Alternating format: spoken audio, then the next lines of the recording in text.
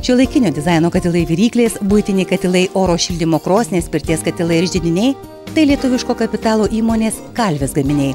Šalies rinkai pristatoma daugiau kaip 150 skirtingų jų variantų. Įvairaus galingumo bei matmenų, įvairialypės spalvinės gamos produkcija pritaikyta lietuviškam kurui tarnaus ilgus metus. Belieka tik išsirinkti. Jei jūsų name nėra centrinės šildymo sistemos, mes galime jums pasiūlyti orinio šildymo sistemos, kurios puikiai tinka sodo nameliuose ar vasarnamiuose.